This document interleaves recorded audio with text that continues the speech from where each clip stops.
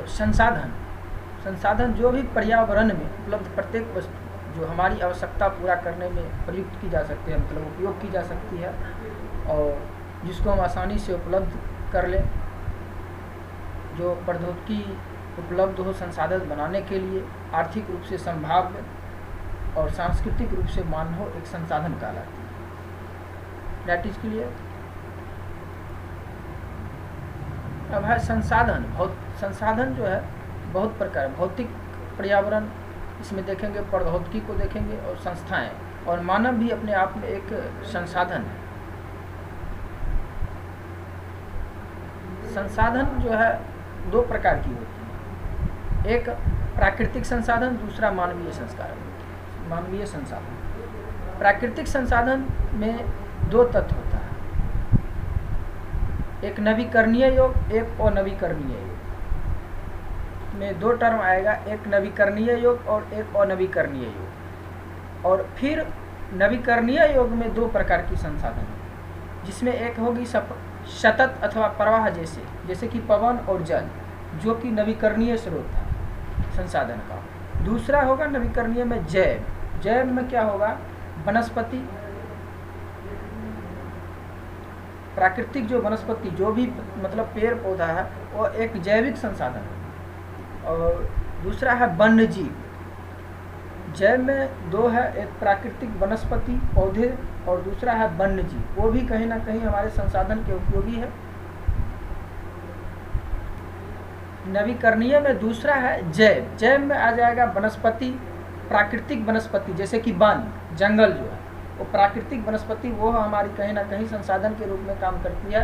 जैसे कि हमें अगर लकड़ी की ज़रूरत होती है या फर्नीचर की जब भी आवश्यकता होती है, तो वन से हम लकड़ी लाते हैं और उसको अपने संसाधन के रूप में उपयोग करते हैं। तो वन भी एक प्रकार की हमारी वनस्पति, प्राकृतिक वनस्पति जो है हमारी एक प्रकार की संसाधन है। तो जैव है, जैव में एक प्राकृतिक वनस्पति वन है, जंगल है, और दूसरा वन्य जीव, जो भी जंगल में जीव रहता है वो भी मतलब जैविक संसाधन में आएगा।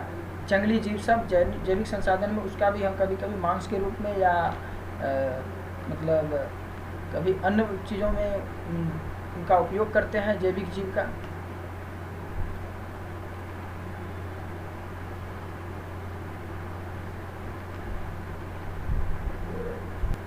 अब हम देखेंगे नवीकरणीय हो गया, अनवीकरणीय योग, मतलब अनवीकरणीय योग जो संसाधन होगी उसमें पुनः चक्रण पहला आ जाएगा। पुनः चक्रण, जैसे धातु का पुनः चक्रण किया जाता है, जिसको हम दोबारा मतलब चक्रीय विधि से दोबारा उसको हम उपयोग कर सकते हैं। और एक दूसरा आ जाएगा अचक्रीय, जैसे कि जीवाश्म ईंधन जो एक बार जल जाती है उसको हम दोबारा उपयोग नहीं कर पाते। ये सब अनवीकरणीय संसाधन में आएगी। उसके बाद प्राकृतिक संसाधन का जो दो फैक्टर है, मतलब संसाधन का प्राकृतिक और मानवीय संसाधन। मानवीय संसाधन में एक आएगा संरचनाएं एवं संस्थाएं। जो भी हम संरचना, जो एक संरचनात्मक मतलब तैयार करेंगे किसी चीज़ को हम अपने यूज के लिए, तो ये एक मानवीय संसाधन में आएगी, संरचना एवं संस्थाएं। और दूसरा आएगा इसमें मात्रा एवं गुणवत्ता, मतलब उसमें कितनी मात्रा और कितनी गुणवत्ता हम बढ़ाएं, जो कि हमारे लिए उपयोगी है। संरचना एवं संस्थाएं पहला फैक्टर मानवीय संसाधन में, और दूसरा मात्रा एवं गुणवत्ता। That is clear. अब है कि जो इस अध्याय में जो है संसाधन और संसाधन में संसाधनों के वर्गीकरण के बारे में हम पढ़ेंगे। उसके बाद उत्पत्ति के आधार पर संसाधन को पढ़ेंगे। उसके बाद साम्यता के आधार पर, स्वामित्व के आधार पर, विकास के स्तर के आधार पर, और संसाधनों का विकास कैसे कैसे हुआ, इस सब के बारे में हम जानकारी आगे लेंगे। तो आगे हम देखेंगे कि संसाधनों के प्रकार। उत्पत्ति के आधार पर जो संसाधन है, तो उत्पत्ति के आधार पे इसमें जैव संसाधन आएगा, अजैव संसाधन है। तो लिखो उत्पत्ति के आधार पर संसाधन। तो इसमें उत्पत्ति के आधार पर दो प्रकार के संसाधनों का मतलब वर्गीकरण दो प्रकार में किया जाएगा, जिसमें जैव संसाधन और अजैव संसाधन। उसके बाद साम्यता के आधार पर, साम्यता के आधार पे भी दो तरह से इसका वर्गीकरण किया जाता है, एक नवीकरणीय संसाधन और दूसरा अनवीकरणीय संसाधन। साम्यता के आधार पर तीसरा इसमें होगा साम्यता। साम्यता के आधार पर दो प्रकार का नवीकरणीय और अनवीकरणीय, दूसरा हो गया। और तीसरा जो है वो हो जाएगा स्वामित्व के आधार पर। स्वामित्व के आधार पर संसाधनों का वर्गीकरण 3 टर्मों में किया गया है, जो कि व्यक्तिगत संसाधन, सामुदायिक संसाधन, सामुदायिक स्वामित्व वाला जो कि सभी के लिए होता है, और एक व्यक्तिगत जो कि निजी के लिए संसाधन होता है, और तीसरा इसमें आ जाएगा राष्ट्रीय संसाधन। तो स्वामित्व के आधार पर 3 टर्मों में बांटा गया है संसाधनों को। और जैसे कि विकास के स्तर पर जो संभावित संसाधन, विकसित संसाधन, भंडार, संचित कोष, ये सब विकास के स्तर पर संसाधन की व्यवस्था होती है इसके अंतर्गत। अब जैसे कि संसाधनों के वर्गीकरण उत्पत्ति के आधार पर जैव संसाधन। जैव संसाधन जो है वैसा संसाधन जिसमें जीव मंडल से प्राप्त होता है और जिनमें जीवन व्याप्त होता है, वो जैव संसाधन कहलाएगा। जैसे कि मनुष्य, वनस्पति, जैसे मनुष्य, वनस्पति मतलब वनस्पति जात, जितना भी वनस्पति जात है, प्राणी जात, मत्स्य जीवन, वनस्पति जात, प्राणी जात, मत्स्य जीवन, पशुधन आदि। उसके बाद अजैव संसाधन, वे सारे संसाधन जो निर्जीव वस्तुओं से बने हैं अजैव संसाधन कहलाते हैं। उदाहरण के लिए चट्टान जो है अजैव संसाधन है, धातु अजैव संसाधन है।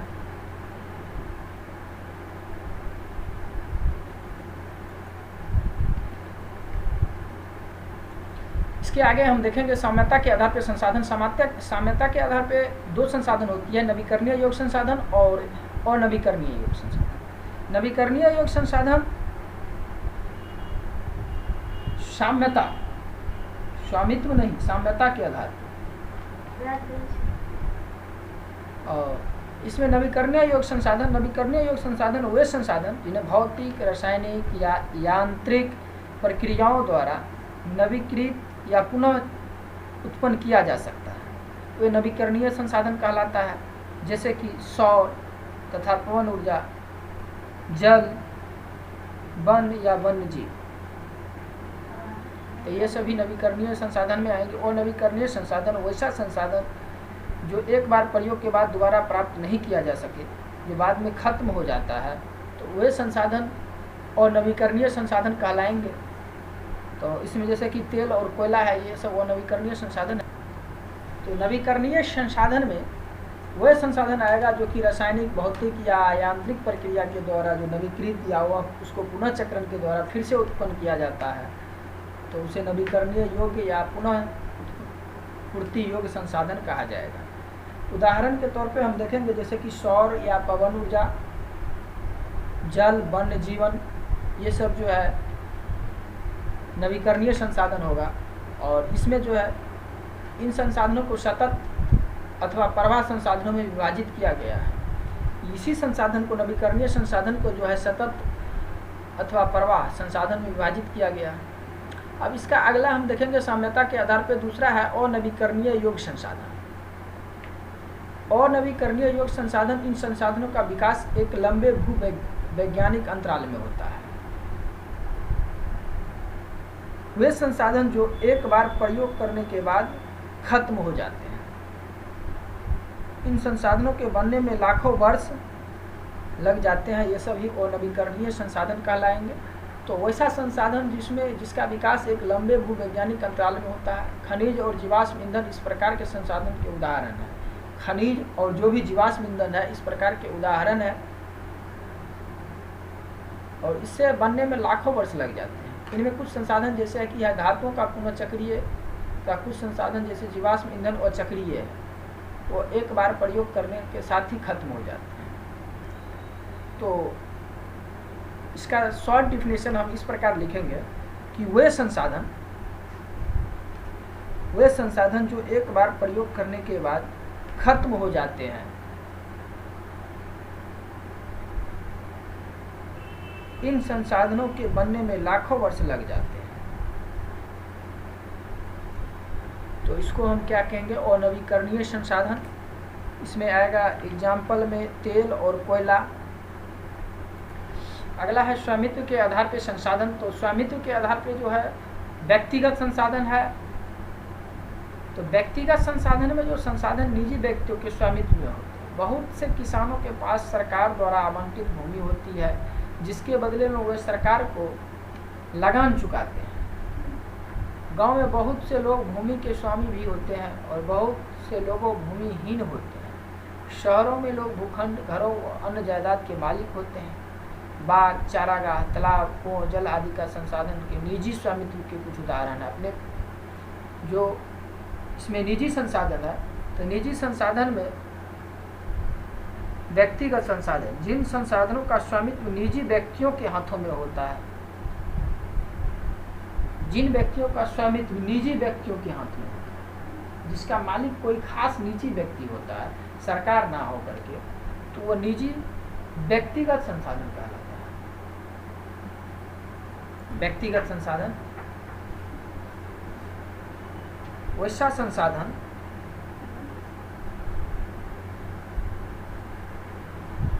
संसाधन जो जिसका स्वामित्व निजी व्यक्तियों के हाथ में होता है, जिसका मालिक कौन होता है, कोई खास व्यक्ति, निजी व्यक्ति, तो वो व्यक्तिगत संसाधन में आएगा। जैसे कि व्यक्तिगत संसाधन, जैसे कि कोई भूखंड है, कोई जमीन का टुकड़ा है, उसका एक खास मालिक कोई आदमी है, तो वो निजी संसाधन है। व्यक्तिगत संसाधन वो खास व्यक्ति का, उस घर में वही परिवार रह सकता है, दूसरा कोई नहीं जा सकता, वो व्यक्तिगत संसाधन है। घर, अन्य जायदाद जैसे कि तालाब हुआ, कुआं हुआ, उसका खास अगर हो, जिसका मालिक निजी व्यक्ति हो, तो वो निजी संसाधन, व्यक्तिगत संसाधन कहलाएगा। अब है सामुदायिक स्वामित्व वाले संसाधन। तो सामुदायिक स्वामित्व वाले संसाधन जो है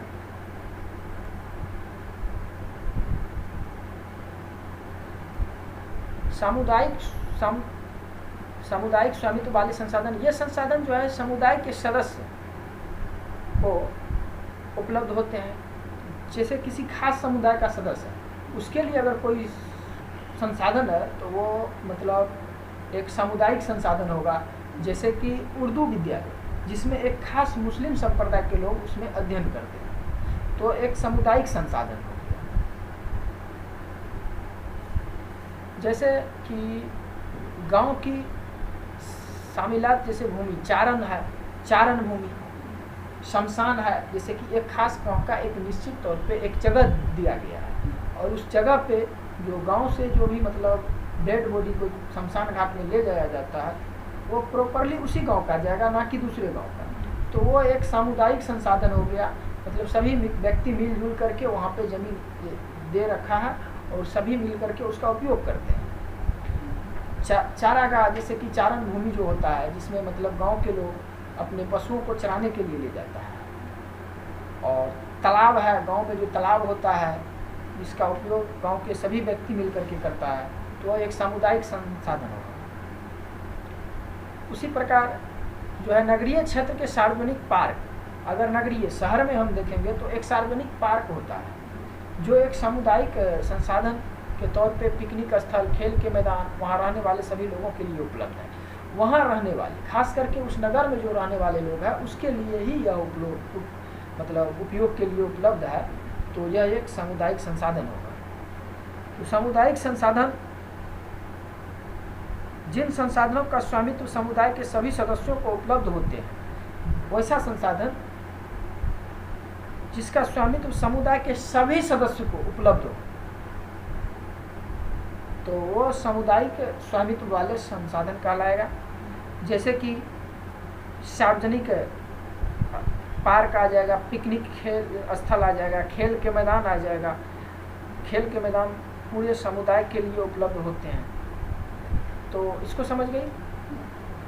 अब आगे देखना है कि जो राष्ट्रीय संसाधन, अब राष्ट्रीय संसाधन क्या है, तो हम एक सिंपल भाषा में कहेंगे तो देश में पाए जाने वाले सारे संसाधन राष्ट्रीय संसाधन कहलाता है। ये तकनीकी तौर पर सभी संसाधन राष्ट्र के होते हैं, क्योंकि तकनीकी तौर पे इसको देखा गया कि सभी संसाधन जो है वो देश के लिए होता है।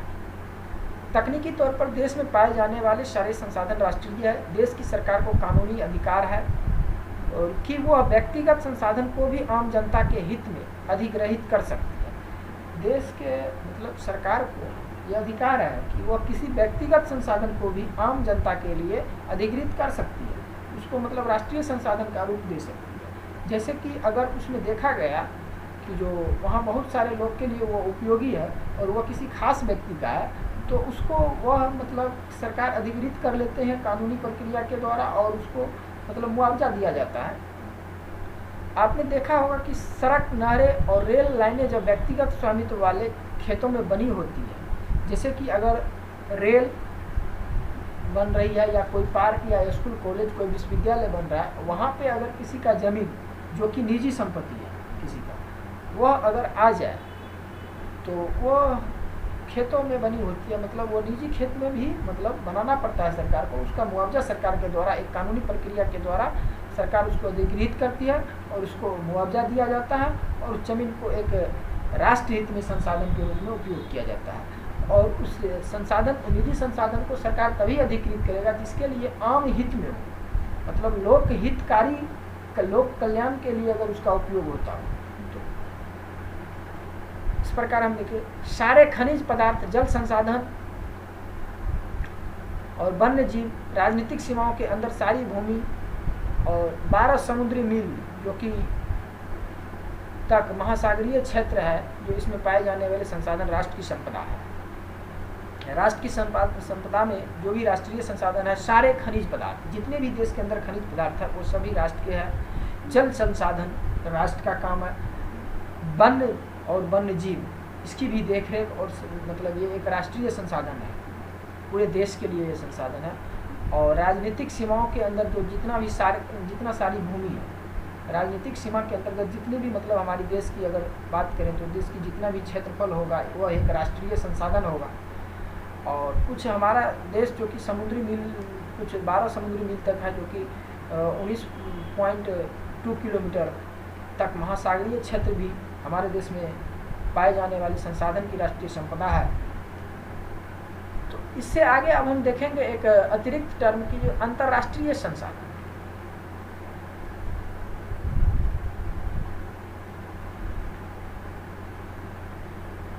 अंतर्राष्ट्रीय संसाधन में हम देखेंगे कि कुछ अंतर्राष्ट्रीय संस्थाएं संसाधन को नियंत्रित करती हैं, जैसे कि तटरेखा से 200 किलोमीटर की दूरी अपवर्जक आर्थिक क्षेत्र से परे जो खुले महासागरीय संसाधन पर किसी देश का अधिकार नहीं है। इन संसाधनों को अंतर्राष्ट्रीय संस्थाओं की सहमति के बिना उपयोग नहीं किया जा सकता।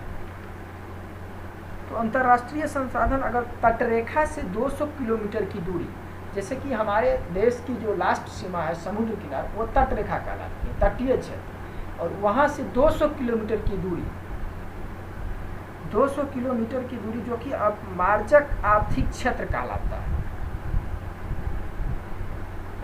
जो 200 किलोमीटर दूरी से परे खुले महासागरीय संसाधन को अंतर्राष्ट्रीय संसाधन कहा जाता है। 200 किलोमीटर तक हमारा क्षेत्र है, उससे आगे जो भी समुद्री क्षेत्र है वह एक अंतर्राष्ट्रीय संसाधन कहा जाता है। और इन संसाधनों का अंतर्राष्ट्रीय संस्थाओं की सहमति के बिना उपयोग नहीं किया जा सकता। और ये जो संसाधन का होगा, इसको मतलब अंतर्राष्ट्रीय कई संस्था होती है जो इसको रेगुलेट करती है, तो उसके अनुमति के बिना मतलब इसका उपयोग नहीं किया जा सकता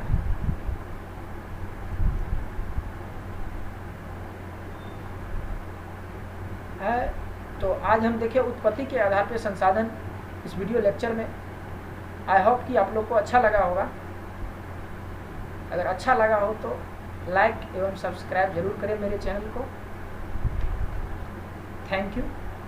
आज के लिए इतना ही, फिर नेक्स्ट टाइम मिलेंगे। इससे आगे विकास के स्तर पे, विकास स्तर के आधार पे जो संसाधन होगा, उसके बाद आगे हम देखेंगे संसाधनों का विकास को देखेंगे, उसके बाद संसाधन का नियोजन देखेंगे।